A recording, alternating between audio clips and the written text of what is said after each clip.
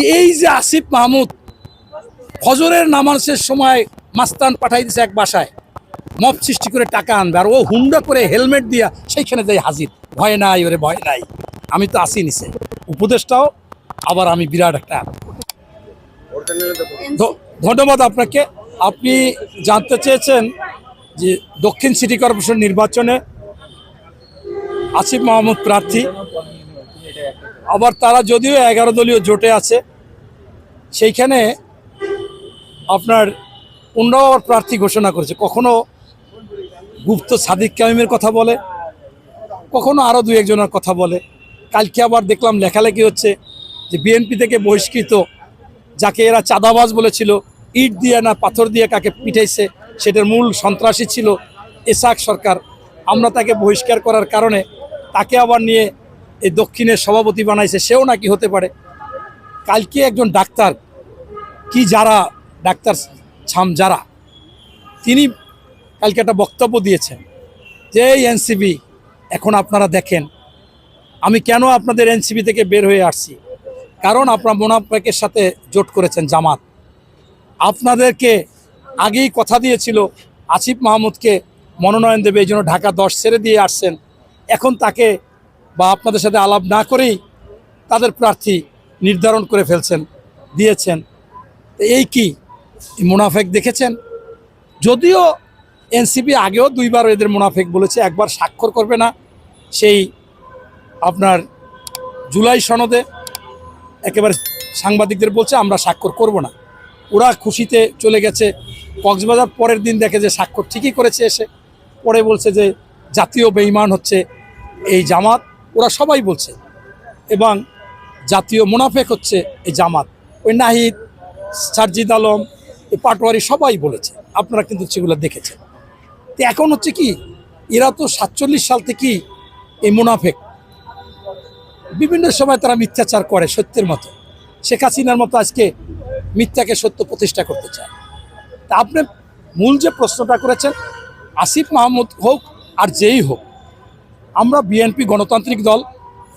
আমাদের যারা মেয়র নির্বাচনের আলোচনায় আছে তার মধ্যে 1 নম্বর আছে জাতির অহংকার, বীর মুক্তিযোদ্ধা, সাবেক অবিভক্ত ঢাকার ডেপুটি মেয়র, যিনি একজন অভিজ্ঞ, এবং এখন তিনি এই দুর্দিনে সুন্দর করে দক্ষিণ সিটি কর্পোরেশনকে সব জায়গায় কাজ করে এগিয়ে নিছে শূন্য হাতে এসে, সেই আব্দুল সালাম ভাই। এরপর আলোচনায় আছে ইঞ্জিনিয়ার ইশাক, এরপর আছে হাবিবুর নবী খান সোহেল। যাকেই দেখি ইনশাআল্লাহ আমরা গণতান্ত্রিকভাবে আশাবাদী তিনি জয়লাভ করবেন। তবে আপনি যে আসিফ মাহমুদের কথা বলেছেন, আমি কিন্তু বলি না, কারণ এরা আমার ছেলের মতো, আমার নাতি আছে। আমি তো এদের সমালোচনা করতে পারি না। এদের সমালোচনা করতেছে ওই লিনা ইসরাফিল, যিনি ওদের সাথে ছিল। সে একবার বলেছিল যে ওইখানে মেয়েদের নিরাপত্তা নাই, এই জন্য চলে এসেছি। ওরা যদি সবাই বিবাহ করে অথবা নং পুরুষ হয়, তাহলে আবার যাই ও জায়গায় যাওয়া যায়। এই যে বিষয়, এটা আমি বলি না, মানে তারা অন্যরা বলে। এই নীরা ইসরাফিল অথবা যাদেরকে ওরা ধারণ করে, এই 11 দল ধারণ করে, সেই ওসমান হাদি যিনি শহীদ নিহত হয়েছে, সেই ওসমান হাদিও বলেছে যে 71-এর চেতনাকে বিক্রি করতে করতে বাংলাদেশের স্বাধীনতাকে ধ্বংস করে দিয়েছে ওই আওয়ামী লীগ। আর এই জুলাই আন্দোলনকে পুঁজি করে ঘুষ, দুর্নীতি, বাণিজ্য, আপনার মব সৃষ্টি, এইগুলো করে ধ্বংস করে দিচ্ছে এনসিপি এবং ওই জামাত। এবং তিনি আরও বলেছেন যে এই যে আসিফ মাহমুদ ফজরের নামাজের সময় মাস্তান পাঠাই দিছে এক বাসায় মব সৃষ্টি করে টাকা আনবে, আর ও হুন্ডা করে হেলমেট দিয়া সেইখানে যাই হাজির। ভয় নাই ওরে, ভয় নাই, আমি তো আসি নিছে উপদেশটাও।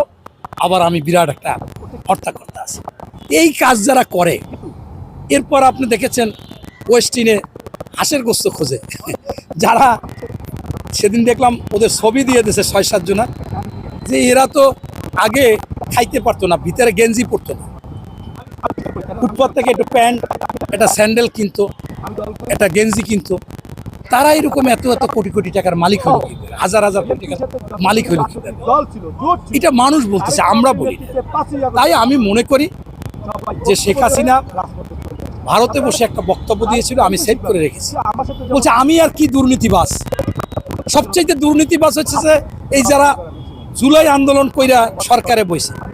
আমার 17 বছরে একজনের 400 কোটি টাকা দুর্নীতি করছে, আর আসিফ মাহমুদের পিএস 6 মাসে 344 কোটি টাকার দুর্নীতি করছে। তাহলে আসিফ মাহমুদ কত হাজার কোটি টাকা দুর্নীতি করছে? আমি কিন্তু বলি না এই যে শেখ হাসিনা সবচেয়ে দুর্নীতিবাজ, ঘৃণিত। আমার মনে হয় মির্জাপুরের কবরে যেমন থুতু মারে, ওনার কবরেও হয়তো থুতু মারতে পারে মানুষ। সেই শেখ হাসিনা বলতেছে, তাহলে আপনার বিষয়টা কি? তাই আমি মনে করি জনগণ সচেতন। আসিফ মাহমুদ গতকালকে বলছে যে আমি যদি নির্বাচিত হই